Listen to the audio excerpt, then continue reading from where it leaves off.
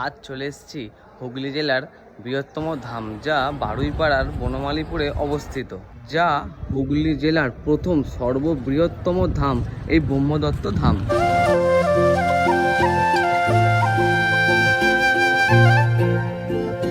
বনমালীপুর ও চার ধামের প্রতিষ্ঠাতা হলেন আমাদের সকলের পরম পূজনীয় বিশ্ব চৈতন্য শ্রী শ্রী সদ্গুরু নারায়ণ।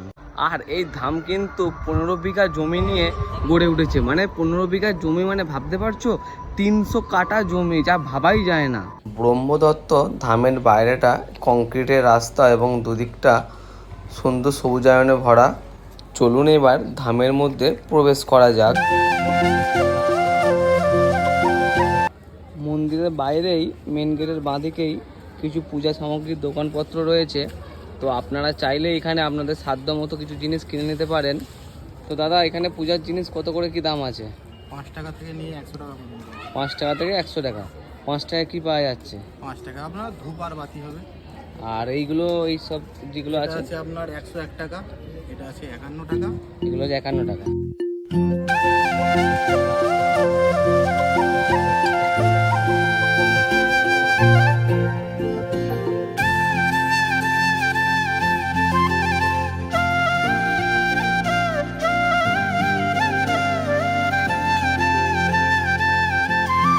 চলুন এই ব্রহ্মদত্ত ধামের মূল গর্ভগৃহে এবার প্রবেশ করা যাক।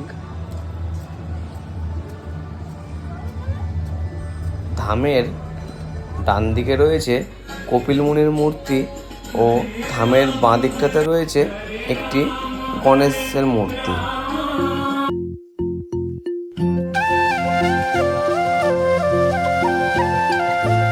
ব্রহ্মদত্ত ধামে প্রবেশের সাথে সাথেই আপনাদের একটা আধ্যাত্মিক অনুভূতি হবে, কারণ ভিতরে অধিষ্ঠান করছে ব্রহ্মা বিষ্ণু মহেশ্বর।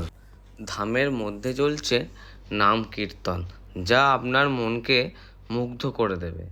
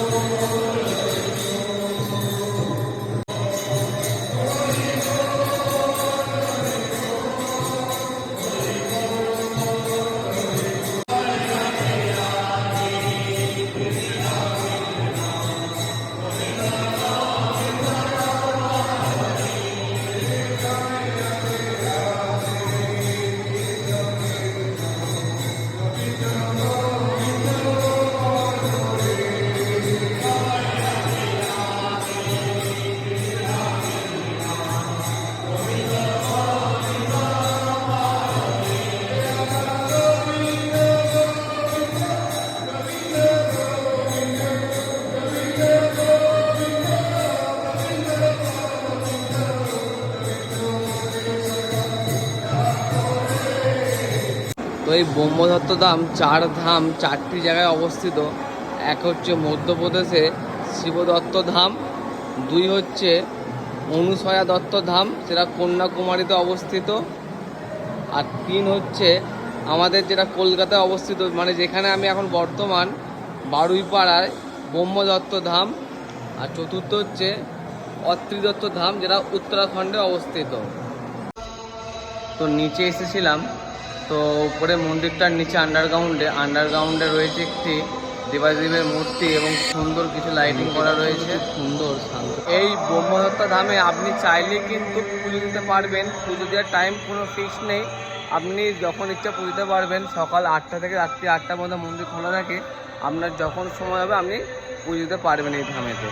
এই মন্দিরে পুজো দেওয়ার সামগ্রী মন্দিরের বাইরে বিক্রি হচ্ছে, তো আপনারা ওখান থেকে কিনে নিতে পারেন পুজো সামগ্রীগুলো।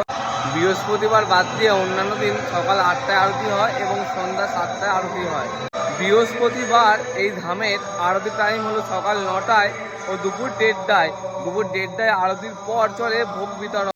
দুপুরের ভোগ বিতরণের পরে সন্ধ্যার সময় চলে, 7টার সময় সন্ধ্যা আরতি চলে এবং আরতির পর হরিনাম নাম কীর্তন হয় এবং হরিনামের সাথে পালকি ভ্রমণ হয় এই ধামের ভিতরে।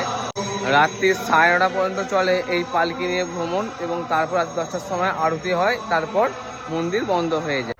একটা আশ্চর্যকর বিষয় হলো এই ব্রহ্মদত্ত ধামে, এই ব্রহ্মদত্ত ধামে এলে আপনারা বিনামূল্যে ভোগ পেয়ে যাবেন। হ্যাঁ, কিন্তু সেটা বৃহস্পতিবার আসতে হবে। বৃহস্পতিবার এখানে বিনামূল্যে ভোগ বিতরণ করা হয়।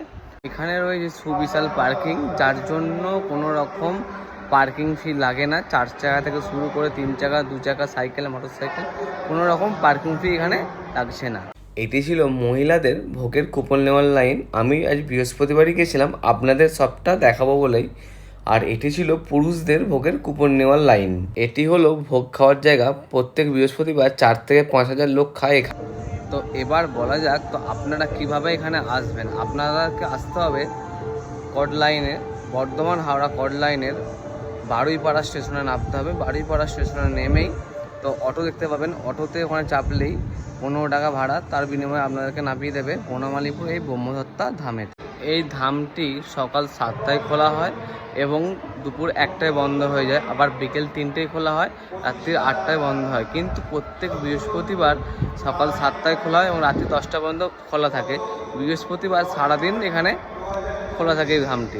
একদিন সময় করে চলে আসুন হুগলি জেলার এই ব্রহ্মদত্ত ধামে। বন্ধুবান্ধব, প্রিয়জন, পরিবারের সাথে ঘুরে যান এই ব্রহ্মদত্ত ধামে, কাটিয়ে যান কিছুটা সময়। হুগলি জেলা থেকে যারা যারা এই ভিডিওটি দেখছেন অবশ্যই শেয়ার করে দেবেন। আর বিশেষ করে যারা হুগলি জেলার বারুইপাড়া বনমালীপুর থেকে ভিডিওটা দেখছেন তারা কিন্তু অবশ্যই শেয়ার করতে ভুলবেন না। দেখা হচ্ছে নতুন কোনো ভিডিও, নতুন কোনো জায়গায়। টাটা, ভালো থাকবেন।